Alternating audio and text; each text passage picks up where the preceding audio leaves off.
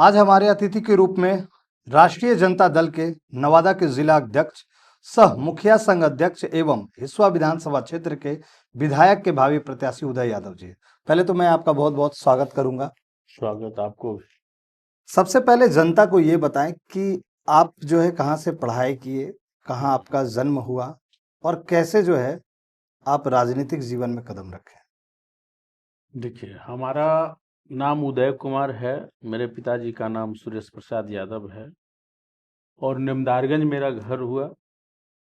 और पढ़ाई मैंने मध्य विद्यालय निमदारगंज से किया, उच्च विद्यालय बरेब में किया, केलेस कॉलेज नवादा से मैंने ग्रेजुएशन की है। और उसके बाद ग्रेजुएशन करने के बाद 2004 में मैंने राजनीति में कदम रखा, एक छोटा मामूली विवाद इधर उधर हो जाने के कारण।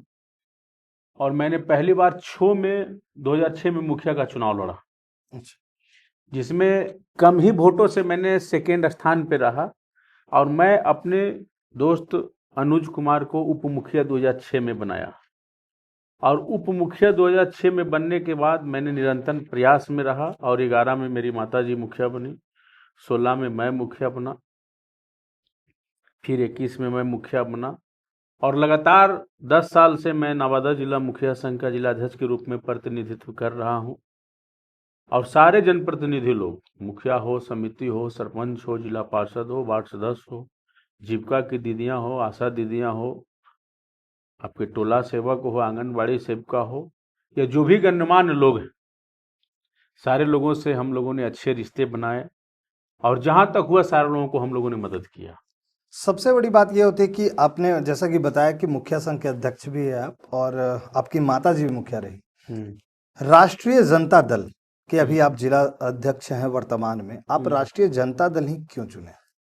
देखिए, अभी जो राष्ट्रीय जनता दल का विजन है, राष्ट्रीय जनता दल के नेता आदरणीय तेजस्वी प्रसाद यादव जी, जो देखा मैंने कि 2020 से जो वो गरीबों के बीच में, बिहार के बीच में जो विजन उन्होंने लाया, उनके हर एक बातों में बिहार की गरीबी झलकती है।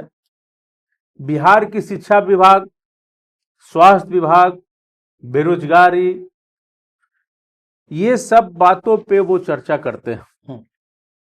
तो मुझे लगा कि राष्ट्रीय जनता दल से बेहतर अभी कोई पार्टी नहीं है, इसलिए आपने राष्ट्रीय जनता इसलिए हम लोगों ने राष्ट्रीय जनता दल को प्रमुखता से चुना। और तेजस्वी जी का विचार, उनका व्यवहार, उनका कार्य करने का शैली, अभी भी देख रहे होंगे, अभी आप दौरा पे हैं, जहां जाते हैं लाखों की संख्या में लोग जुड़ जाते हैं, खास करके युवा जुड़ जाते हैं।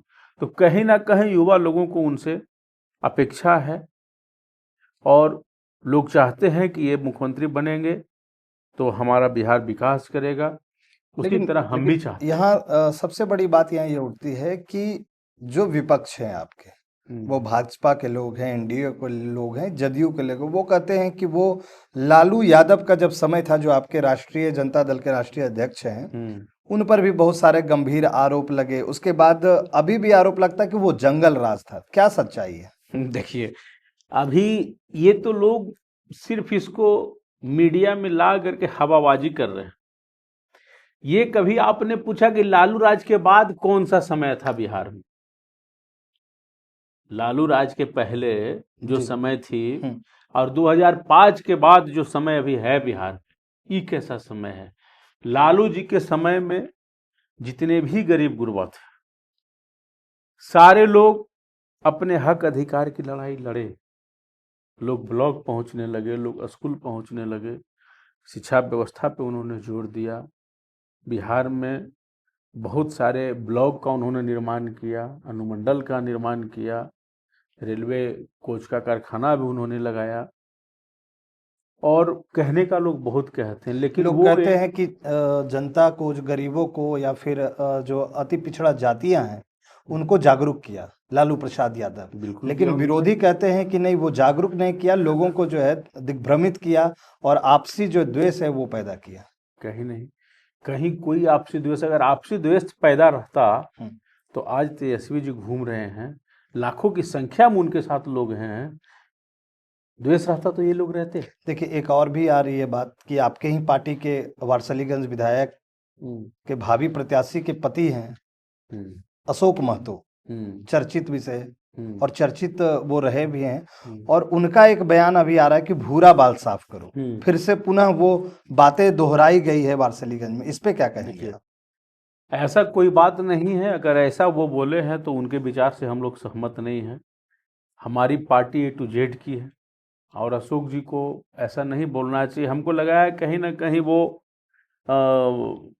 पूछताछ के दरमियान में अकबकाहट के तरह वो पेश आए और उन्होंने लगता है भावना में आकर के बक दिया।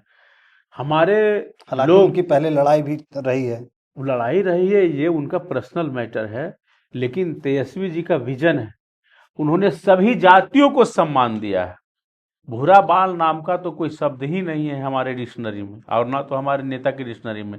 हमारी पार्टी A to Z की पार्टी है और सभी जाति समुदाय के लोग विधायक, MP, MLA, मंत्री बने हैं हमारे पार्टी से, और ऐसा कुछ नहीं है। हम लोग अशोक जी द्वारा दिए गए बयान को बिल्कुल खंडन करते हैं। ऐसा बयान से उनको बचना चाहिए। और हमारी पार्टी सभी जाति की पार्टी है और सभी जाति के लोगों को लेकर के हम लोग चलेंगे। क्या तैयारियां हैं चुनाव की? पूरी तरह से तैयारी है। हमारे पार्टी ने स्पष्ट कहा है कि इस बार हम लोग मेरिट के आधार पर टिकट देंगे और वो घूम घूम के सभी जगह जायजा अपने ले रहे हैं और जहां उनको जो बेहतर कैंडिडेट समझ में आएंगे वहां उनको चुनाव लड़वाएंगे। अगर विधानसभा में, अगर हिसुआ विधानसभा से आपको पार्टी आप पे विश्वास करके टिकट देती है, जनता अगर आपको जिताती है, तो क्या आपको लगता है कि हिसुआ विधानसभा में विकास नहीं हुआ जो आप करेंगे और जो आप चाहते हैं? देखिए, सबसे पहले आप ये समझिए, आज तक हसुआ विधानसभा क्षेत्र में एक डिग्री कॉलेज है क्या? जितने भी स्कूल हैं उनके व्यवस्था को आप जाकर के देख लीजिए कि स्कूलों में क्या पढ़ाई हो रही है।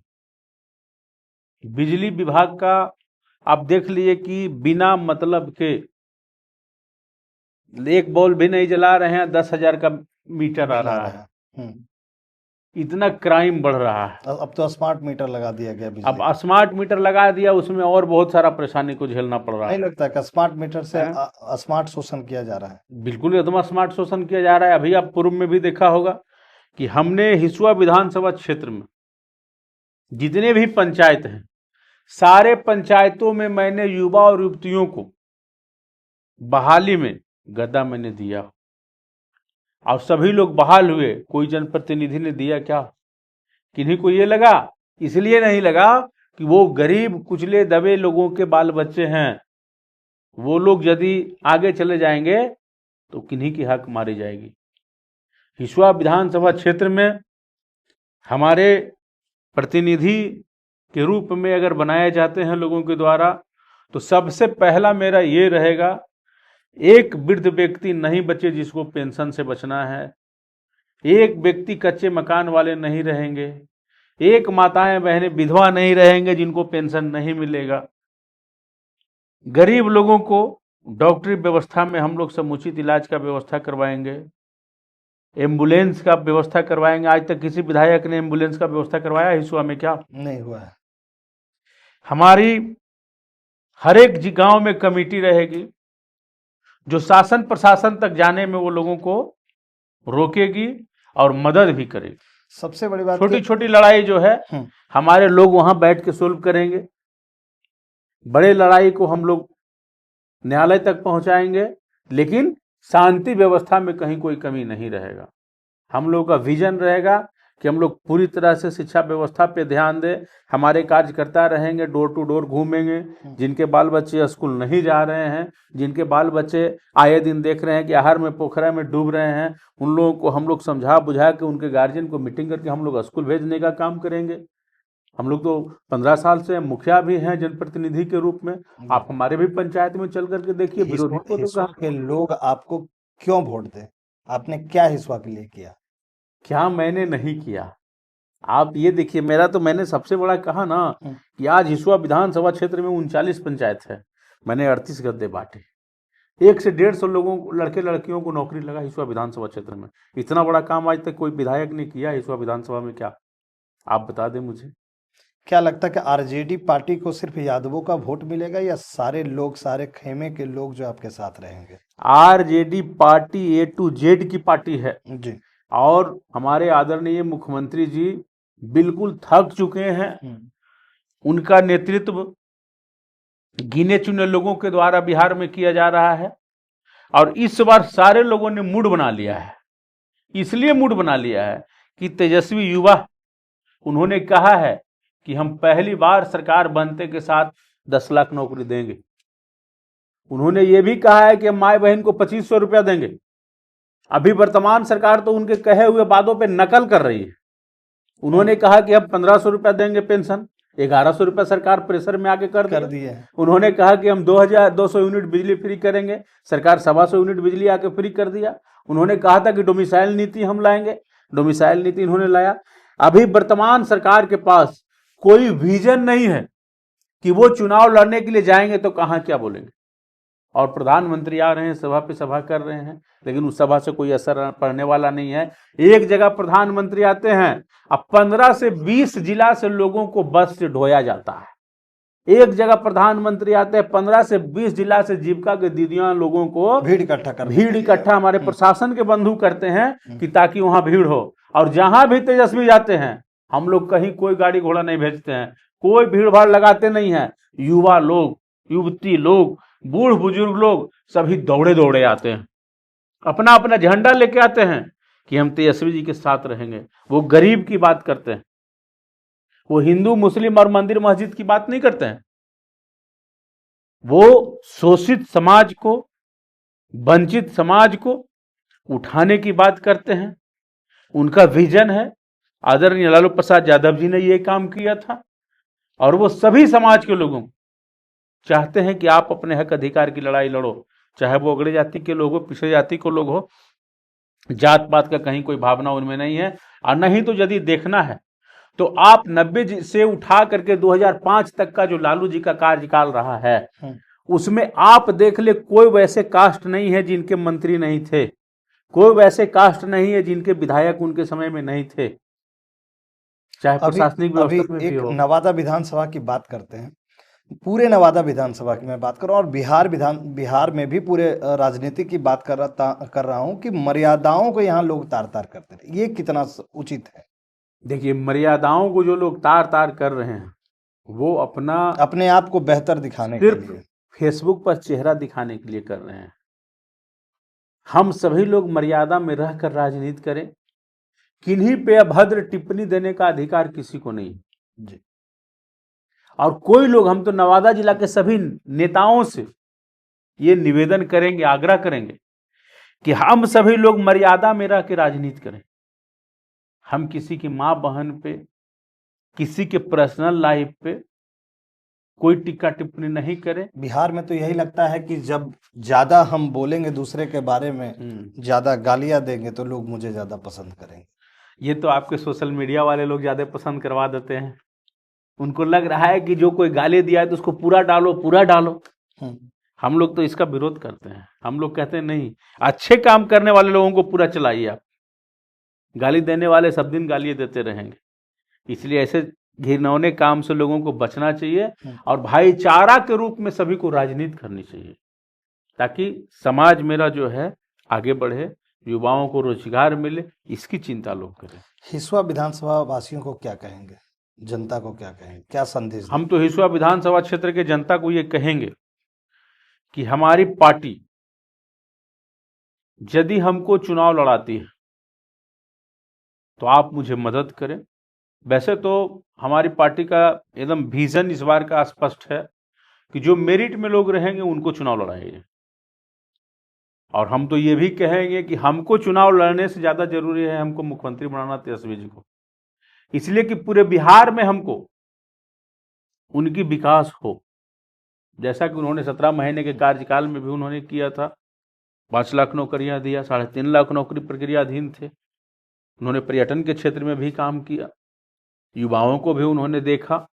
उसी प्रकार हम चाहते हैं कि यदि बिहार हिसुआ की जनता अगर हम मेरिट में आए, हमको टिकट अगर हमारे नेता दें, तो आप मुझे चुनाव में मदद करें, हम हिसुआ का विकास पूरी तरह से करेंगे।